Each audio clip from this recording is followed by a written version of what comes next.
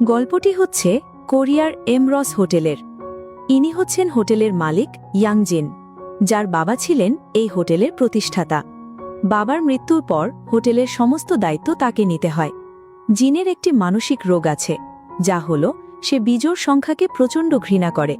তার সবকিছু জোড় সংখ্যায় চায়, যেমন তার রুম নম্বর, কাপ, নোট খাতা, ডাস্টবিন থেকে শুরু করে কফি মেশিনের সিরিয়াল নম্বরটাও জোড় সংখ্যায় হতে হবে। এমনকি তার রুমের টেম্পারেচারটাও জোড় সংখ্যায় চায়। আর এই সব কিছু মেকশিওর করে তার হোটেলের একজন মেড বা কাজের লোক, যার নাম লি ইয়ং। লিয়ের স্বপ্ন ছিল সে একজন স্টেজ পারফর্মার হবে, কিন্তু বহু বছর অডিশন দেওয়ার পরেও তার সেই সুযোগ হয়ে ওঠেনি। সে এখনও স্টেজ পারফর্মার হওয়ার স্বপ্ন দেখে। সে মাঝে মধ্যে মনের অজান্তেই প্র্যাকটিস শুরু করে দেয়। একদিন তার এই পাগলামো জিন দেখতে পায়। সে জিনের রুম পরিষ্কার করার সময় গলা ছেড়ে গান গায় এবং নাচতে থাকে। জিনকে দেখতে পেয়ে সে খুবই বিব্রতকর অবস্থায় পড়ে যায়। জিন বলে, তোমার নাম হচ্ছে লি ইয়ং, নামটা জোড় সংখ্যার, আমার খুবই পছন্দ হয়েছে। লি তাকে ধন্যবাদ দিয়ে চলে যায়। এরপর কাজ শেষে বাড়ি ফেরার সময় লি তার গলায় থাকা নেকলেসটা খুঁজে পাচ্ছিল না। সে পুরো হোটেলে তার নেকলেসটা খুঁজে বেড়ায়। কোথাও খুঁজে না পেয়ে শেষ পর্যন্ত সে বাধ্য হয়ে জিনের রুমের সামনে চলে আসে এবং দরজায় 3 বার নক করে। জিন বলে, এরপর থেকে দরজায় 2 বার অথবা 4 বার নক করবে। লি বলে সে তার নেকলেসটা হারিয়ে ফেলেছে, যেটা তার মা তাকে উপহার দিয়েছিল। জিন বলে, তুমি ভেতরে এসে খুঁজে দেখতে পারো। এই শুনে লি তাকে সরি বলে চলে যায়। জিন তখন নেকলেসটা খুঁজতে থাকে। পরদিন সকালে লি যখন জিনের রুম পরিষ্কার করতে আসে, তখন সে এবং তার বন্ধু মিলে রুমে খোঁজাখুঁজি শুরু করে দেয়। তারা একটি প্যাকেট দেখতে পায়। প্যাকেটের ওপর লেখা ছিল, তুমি হয়তো এই জিনিসটাই খুঁজে বেড়াচ্ছ। প্যাকেটের ভেতরে ছিল লিয়ের নেকলেসটা। সেটা দেখে লি প্রচণ্ড খুশি হয় এবং সে জিনকে থ্যাংক ইউ লিখে একটি নোট রেখে যায়। এরপর বাড়ি ফেরার পথে লি ওভারব্রিজের ওপর খুশিতে নাচতে থাকে। আর সেই ওভারব্রিজের পাশেই জিন ট্রাফিক জ্যামে আটকে ছিল। সে লিকে দেখে মুগ্ধ হয়ে তাকিয়ে থাকে। এরপর লি তার মায়ের কাছে যায়। তার মা একটি হসপিটালে ভর্তি রয়েছেন। ওনার রোগ হচ্ছে উনি কিছুক্ষণ পর পর পুরনো সবকিছু ভুলে যান এবং পরবর্তীতে আবার সবকিছু মনে পড়ে। লি তার মাকে বলে, তোমার দেয়া এই নেকলেসটা আমি হারিয়ে ফেলেছিলাম। আমার বস এটা খুঁজে পেয়েছে। তিনি খুব ভালো একজন মানুষ। তার মা বলে, তোমার বস নিশ্চয়ই আমার সুন্দরী মেয়েটাকে চুরি করতে চায়। তখন লি তাকে বলে, আমাকে লি ইয়ং বলে একটু ডাকো, এটা তো আমার মেয়ের নাম। অর্থাৎ তিনি আবারও সবকিছু ভুলে গেছেন। এরপর দেখা যায় জিন এবং ভাইস প্রেসিডেন্টের মিটিং চলছে। ভাইস প্রেসিডেন্ট জিনকে বলেন, ইস্ট চেইন নামের একটি কোম্পানি আমাদের হোটেলের সাথে পার্টনারশিপ করতে চায়, যার ফলে আমরা আমাদের হোটেলটিকে আরও উন্নত করতে পারব। জিন উত্তরে বলেন, আমি আপাতত এইসব চাই না।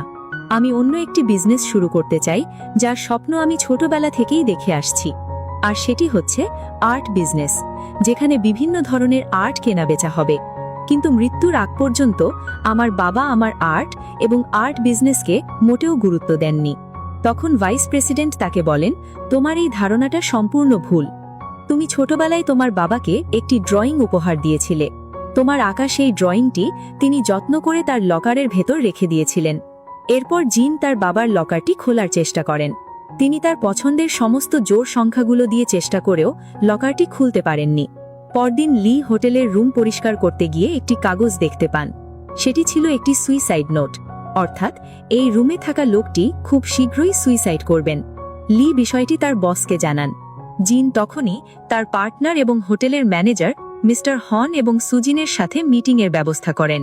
তার পার্টনার পরামর্শ দেন সেই লোকটিকে কিছু টাকা দিয়ে হোটেল থেকে বের করে দেওয়া উচিত।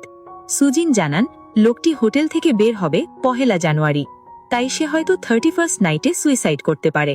তখন জিন সিদ্ধান্ত নেন লোকটিকে হোটেল থেকে বের না করে তার ওপর সবসময় নজর রাখা হবে এবং সে যাতে কিছুতেই সুইসাইড না করতে পারে তার জন্য সর্বোচ্চ চেষ্টা করা হবে। তার এই সিদ্ধান্তে সুজিন এবং লি খুব খুশি হন।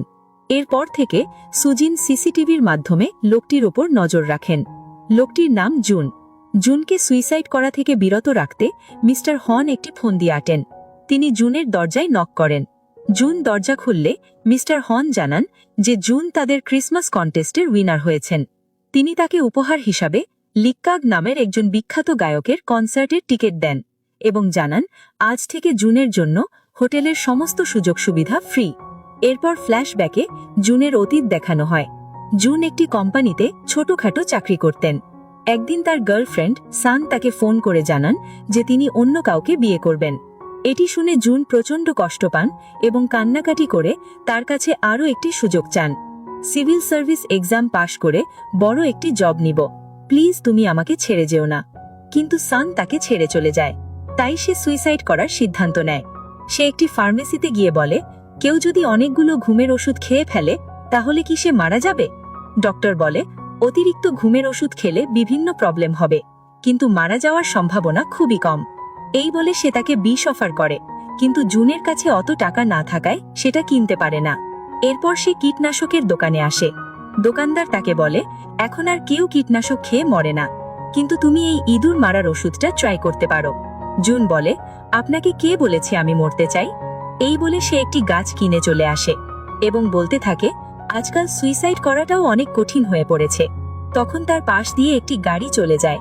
সে বলে, অল্পের জন্য বেঁচে গেলাম। এরপর বাড়ি ফিরে জুন ডিসিশন নেয় যে মরতে হলে সে লাক্সারিয়াসলি মরবে। মৃত্যুর আগে কয়েকটা দিন সে উপভোগ করবে। তাই বাড়ির মালিককে ফোন করে সে তার অ্যাডভান্স করা টাকাগুলো তুলে নেয় এবং এমরস হোটেলে চলে আসে। সে রিসেপশনিস্টকে জিজ্ঞেস করে যে তার একদম টপ ফ্লোরের একটা রুম লাগবে। রিসেপশনিস্ট জিজ্ঞেস করলে সে বলে, টপ ফ্লোর থেকে সে শহরের ভিউ দেখবে। দেখা যায় জুন হোটেলের টপ ফ্লোরের একটি রুম নিয়ে নেয়। রুমে থাকা ফ্রি বিয়ার এবং ফ্রি জুতো দেখে সে প্রচণ্ড খুশি হয়। তার রুমের টেলিফোনের সুইচের সাথে লাইটের সুইচ কানেক্ট করা ছিল। সে উল্টোপাল্টা বাটন প্রেস করে হোটেলের ওয়েক আপ কল সার্ভিসে ফোন করে দেয়। ওয়েক আপ কল সার্ভিসের কাজ হচ্ছে গেস্টদের দেয়া নির্দিষ্ট সময়ে তাদেরকে ফোন করে ঘুম থেকে ডেকে তোলা। ফোনের অপর প্রান্ত থেকে একটি মেয়ে বলে, আপনি কটায় ঘুম থেকে উঠতে চান? জুন বলে, সকাল 9:30। সে মেয়েটিকে আরও বলে, ফোন করার পরেও যদি আমি ঘুম থেকে না উঠি তাহলে আপনারা কি করবেন? মেয়েটি বলে, তাহলে আপনার রুম নক করা হবে। এরপর সে একটি সুইসাইড নোট লেখে যে বছরের শেষ দিনে আমি এই হোটেলে সুইসাইড করব, কারণ আমি দুর্ভাগ্য। জব থেকে এবং ভালোবাসার মানুষটি থেকে প্রতিটা ক্ষেত্রেই আমি ব্যর্থ হয়েছি। আমার বেঁচে থাকার কোনো অধিকার নেই। লেখাটা তার কাছে ভালো না লাগলে কাগজটা সে ছুঁড়ে ফেলে দেয়। এরপর আরেকটি নোট লিখতে শুরু করে, কিন্তু সে প্রচণ্ড ইমোশনাল হয়ে যায়।